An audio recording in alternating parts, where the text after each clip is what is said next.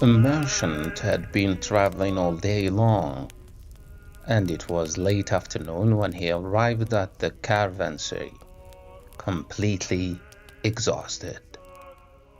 He dismounted his camel and vigilantly unloaded the burden it was carrying, but was careless when he tied the bridle to a post before walking inside the adjacent building to rest for the night. Soon afterward, the bridle loosened and the camel began to walk away.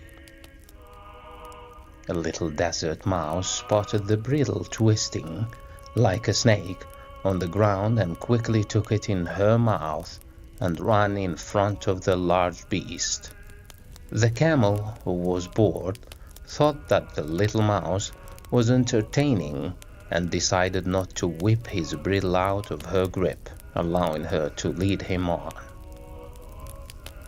The mouse was chaffed, believing that she was in charge of guiding the mighty camel, and began to feel proud of her unrivaled abilities. "What a great hero I am," she thought contentedly. "Just look at me pulling such a huge animal behind me." The camel noticed that pride was rising in Mouse's heart, but feigned ignorance and allowed her to arrogantly continue pulling his bridle. "I'll let her enjoy her moment of splendor. Who knows what the future holds?" he said to himself philosophically. The pair continued their journey for some time until they arrived at a wide stream, which seemed like an endless river to the mouse. She climbed upon a mound of dirt to see if she could spot the opposite bank, but it was too far away to be visible. The camel was well aware of why the mouse was stalling, but pretended not to have noticed. "Hey, little mouse, why have you stopped?" "Don't be halfway, friend. Let's get going," he urged her on. "My friend, the water is too deep and too fast. I'm afraid of drowning," she exclaimed hopelessly. "Let me check it out." "You are such a twat. This water isn't deep at all. Look, it only comes up to my knees."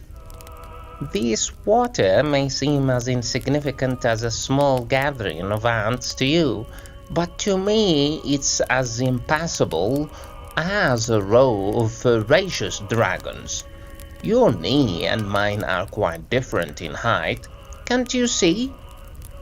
"Perhaps you shouldn't have been so audacious and had found another mouse your own size to load instead of hopping to master the mighty camel," he exclaimed emphatically.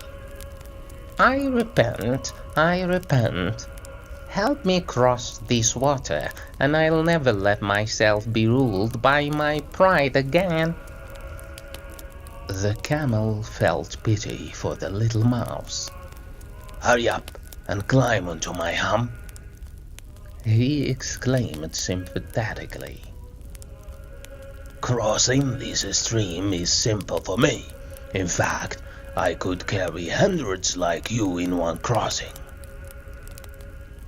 And so the camel and the mouse continued their symbiotic companionship for the rest of their days together.